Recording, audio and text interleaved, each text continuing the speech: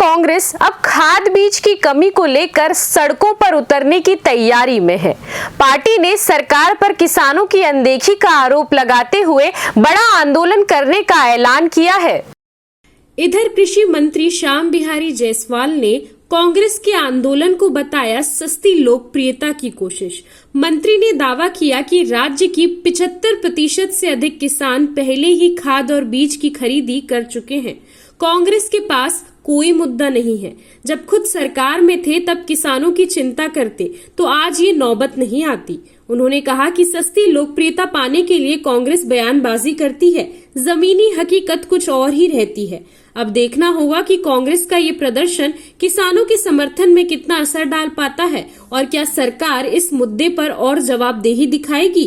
देखिए, जब माननीय अमित शाह जी का छत्तीसगढ़ में दौरा होता है, कांग्रेस के लोग जो है या हमारे कोई बड़े नेता आते हैं, उनके आने पर इनको तकलीफ होती है। और जब हमारे कोई राष्ट्रीय नेता आते हैं तब छत्तीसगढ़ को बड़ी सौगात मिलती है।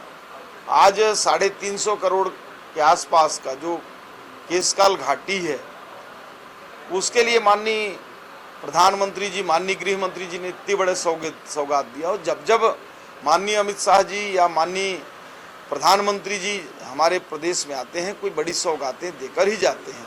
इसमें कांग्रेस को क्या तकलीफ है। देखिए, कहीं कोई षड्यंत्र नहीं कर रहे हैं। षड्यंत्र का काम तो कांग्रेस के समय में चलता था। जो भी जांच में आ रहे हैं विषय और एजेंसियां जांच कर रही हैं, ये कोई सरकार जांच नहीं कर रही है, तो निश्चित रूप से जो भी जांच में आ रहा है उसके आधार पर कानून के तहत जो नियम है, जो संविधान में प्रदत्त अधिनियम है, उसके तहत कार्रवाई हो रही है। प्रदेश में 75% से ऊपर किसान खाद और बीज की खरीदी कर चुके हैं और हमारे पास सभी सोसाइटियों में जितनी आवश्यकता है भी प्रथम चरण में बुआई के पहले तक की, उस स्थिति में हमारे पास खाद और बीज पर्याप्त है। कांग्रेस के पास कोई मुद्दा नहीं है, केवल सस्ती लोकप्रियता हासिल करने के लिए वो प्रदर्शन कर रही है। जब वो खुद सरकार में थे उस समय कांग्रेस के लोगों ने किसानों की चिंता कर लिया होता तो मुझे नहीं लगता कि ये दिन इनको देखना पड़ता है। छत्तीसगढ़ के किसान भारतीय जनता पार्टी संतुष्ट हैं और पूरे प्रदेश में सभी जगह खाद और बीज पर्याप्त मात्रा में उपलब्ध है। देखिए, ये तो सरकार का समय समय पर समीक्षा होती है और समीक्षा के बाद कुछ अच्छे ही राज्य के लोगों के लिए उसमें निर्णय लिए जाते हैं। अभी हम सौर जो पीएम सूर्य घर है, पीएम सूर्य घर के माध्यम से मुफ्त बिजली योजना, जिसके माध्यम से हम अभी कल भी कैबिनेट में एक सब्सिडी का पैकेज लेकर आए हैं कि जो केंद्र सब्सिडी दे रही है और इसके बाद राज्य भी उसमें बड़ी कंट्रीब्यूशन के साथ सब्सिडी दे रही है, ताकि आम जनता जो अपने घरों में बिजली का खपत करते हैं वो उनके घरों के ऊपर सौर प्लेट डल जाने से ये वापस इलेक्ट्रिक ग्रिड में जाएगा और उतनी बिजली का यूनिट को CSPDCL उतना समायोजित कर देगा। तो हम बिजली दर की बढ़ोतरी की ओर नहीं, मुफ्त बिजली की ओर बढ़ रहे हैं। सरकार कहीं भी माफियाओं को संरक्षण नहीं दे रही है। मैं आपको आंकड़ा अभी तो नहीं है एग्जैक्ट आंकड़ा, परंतु ये कह सकता हूँ कि जितनी कार्रवाई कांग्रेस ने 5 सालों में नहीं की होगी, उतना कार्रवाई हम 1 साल में की है। देखिए, जहाँ तक व्यक्तिगत दुश्मनी की बात भूपेश बघेल जी कर रहे हैं, कवासी लखमा जी के व्यक्तिगत दुश्मनी किसी से क्यों हो सकती है। तो व्यक्तिगत रूप से किसी का कोई दुश्मनी नहीं है। फिर कवासी लखमा जी तो लंबे समय से राजनीति में रहे हैं, सबसे व्यक्तिगत संबंध अच्छे हैं। चूँकि उनके ऊपर भ्रष्टाचार का आरोप लगा है, एजेंसी जांच कर रहे हैं और एजेंसी के जांच के आधार पर, माननीय न्यायालय के आधार पर उनको जेल में रखा गया है। ये कोई सरकार का काम तो है नहीं। और जिस प्रकार से भूपेश बघेल जी ये व्यक्तिगत दुश्मनी निकालने वाली बात बोल रहे हैं, ये सरासर गलत है। इसको एक सिरे से हम खारिज करते हैं। देखिए, कांग्रेस के समय में इन्होंने नरवा, गुरुआ, घुरुआ, बारी, छत्तीसगढ़ के 4 चिन्हारी ये नारा दिए थे। तो न इनके समय में नारा बना, न घुरुआ बना, न कोई बाड़ी विकास हुआ, न कोई गौठान में एक गाय को रखे।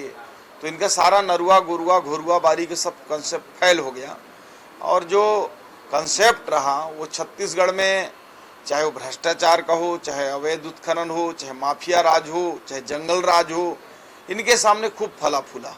तो निश्चित रूप से ये उनकी चिन्हारी बन चुके थे। देखिए, कांग्रेस जन सुनवाई करे, चाहे हड़ताल करे, धरना करे, छत्तीसगढ़ की जनता उनके साथ अभी भी नहीं है, पहले भी नहीं थी। और ये वही कांग्रेस है जब उस समय बिजली हफ्ते हफ्ते भर कट जाते थे, किसानों को पानी नहीं मिल पाते थे, शाकंभरी योजना बंद हो गई थी, किसानों को मुफ्त बिजली के नाम पर केवल 40,000 50,000 के बिल इनके समय कभी भी पड़े हैं, लोग बिल पर्ची लेके घूम रहे हैं। बिजली हाफ का वादा इन्होंने किया, किसी को पूरा नहीं किया। तबे उस समय इनके कार्यकर्ता उस समय सरकार में थे, बात रखे होते।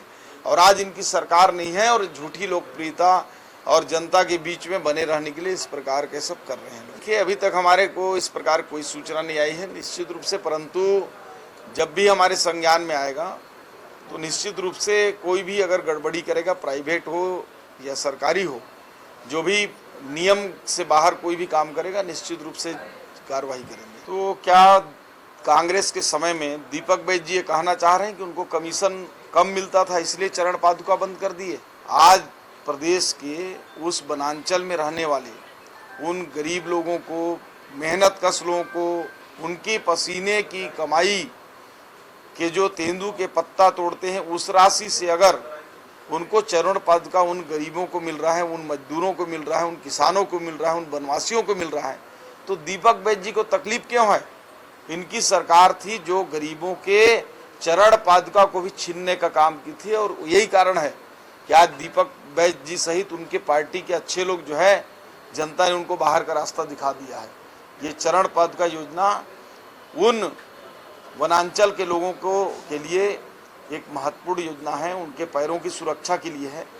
दीपक बैज जी हैं तो बस्तर के, लेकिन वो लगता है रायपुर में रहकर गांव वालों का जो दुख दर्द को भूल चुके हैं, इसलिए ऐसी भाषा में बात कर रहे हैं। कि अगर माननीय न्यायालय ने कोई निर्देश दिए हैं और माननीय राज्यपाल जी उसमें भी एक्शन ले रहे हैं, तो सरकार अक्षरशः कोर्ट के निर्देश का पालन करेगी और निश्चित रूप से ऐसे लोगों के खिलाफ कार्रवाई करेगी। CCN शार्क न्यूज के लिए ब्यूरो रिपोर्ट।